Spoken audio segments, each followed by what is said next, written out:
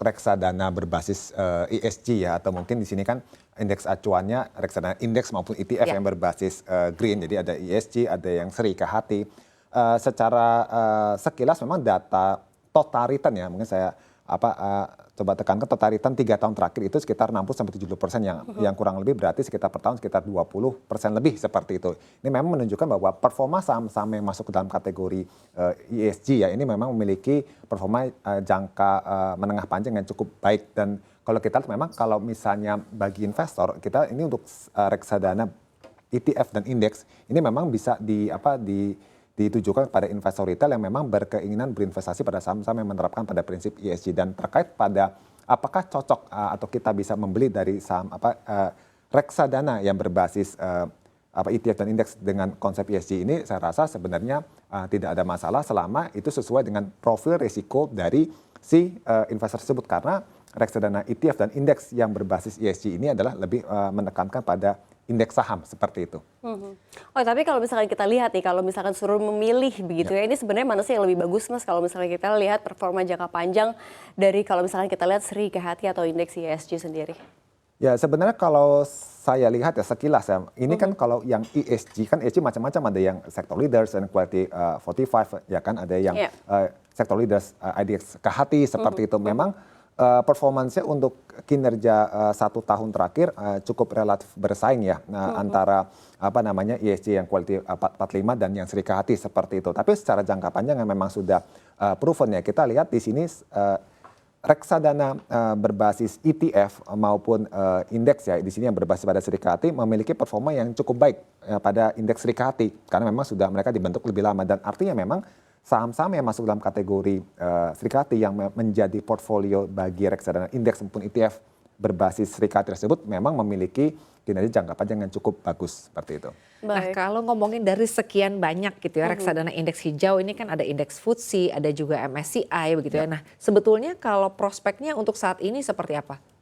Ya kalau saya coba bandingkan ya, ada yang berbasis MSCI ESG Screen ya kan dengan FTSE tadi ya kan. Ini memang secara saat ini yang berbasis pada indeks lokal ya Sri KHT maupun ESG itu yang lokal tampaknya memang masih lebih unggul seperti itu. Namun kalau kita lihat ke depan tentu saja ini lagi-lagi kembali pada saham-saham yang masuk dalam kategori indeks FTSE maupun MSCI Indonesia ESG Screen ya yang menjadi basis alokasi dari reksadana indeks tersebut seperti itu. Baik, tapi Mas kalau misalnya kita berbicara begitu ya soal hal ini, kalau misalkan kita lihat dana kelolaannya ini hanya 1 triliun saja. Ini kalau kita lihat apakah reksadana hijau memang belum banyak peminat atau seperti apa? Ya, jadi kalau dari data yang kami kumpulkan ya dari advisor.id ya, jadi untuk data reksadana indeks yang dana kelolaannya di atas 1 triliun hanya 1 ya, yaitu BNP Paribas Sri KHT ya. Memang secara tren ada beberapa reksadana ETF maupun indeks yang berbasis ESG, tadi ada Sri KHT, ada yang ESG juga.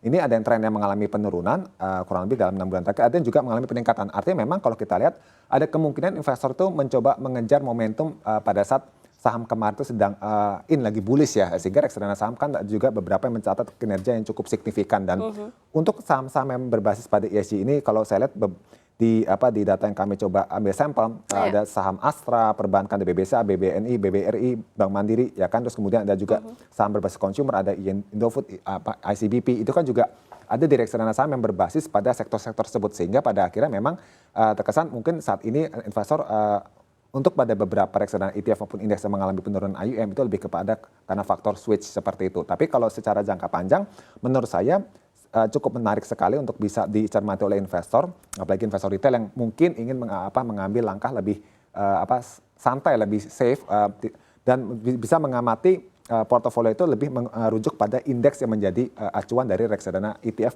maupun indeks tersebut.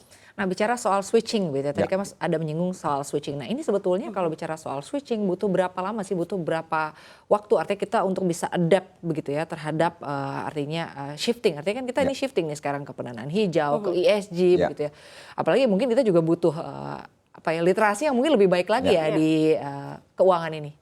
Ya, jadi gini, kalau kita katakan mau coba pindah nih dari reksadana saham ke sebenarnya reksadana saham juga, tapi ETF atau indeks berbasis ESG ya kan, dan tidak menutup kemungkinan juga sebenarnya kan reksadana saham yang umumnya kalau berinvestasi pada saham saya masuk dalam kategori indeks ESG maupun serikati itu kan juga secara nggak langsung mereka sudah menerapkan penempatan pada saham-saham berbasis green seperti itu.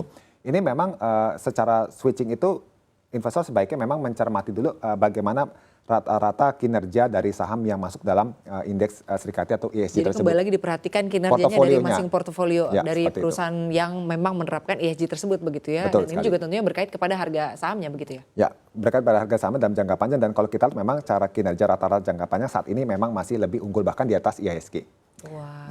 Baik, ini menarik banget ya. Tapi kalau misalkan boleh memilih nih, Mas Ya. Praska, kalau misalkan kita lihat, kalau misalkan perbandingan dari investasi hijau dan juga ekstraktif ini sebenarnya mana sih yang menurut sebaiknya dimaksimalkan begitu ya? Kalau misalkan kita lihat kalau kita lihat beberapa emiten hijau juga itu masih terlihat oke. Apakah bisa di switch juga ke informasi yang kita lihat sifatnya memang ke investasi hijau? Ya, jadi menurut saya terkait dengan literasi itu ya, itu menurut saya memang harus butuh kayak semacam sosialisasi lagi kepada investor ya bahwa nilai unggul dari reksadana berbasis ESG atau serikati ya yang saham-saham yang berbasis pada green itu kira-kira apa sih menjadi keunggulannya sehingga investor bisa memiliki kayak semacam opsi apakah mereka tetap memilih pada mungkin reksadana yang berbasis pada saham-saham yang umum ya kan atau memang fokus pada yang berbasis ESG tadi seperti itu.